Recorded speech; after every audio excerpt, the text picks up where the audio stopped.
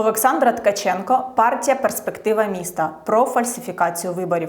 Спілкуючись на зустрічах, люди часто мене запитують, чи не трапиться знову так, як у 2015 році?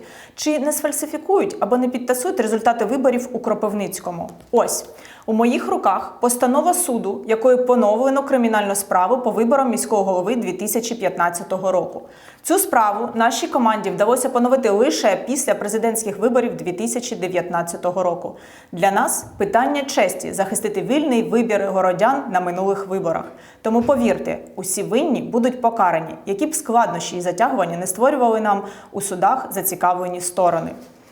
Але для нашої команди «Перспектива міста» Артема Стрижакова не менш важливо захистити вибір людей на цих місцевих виборах.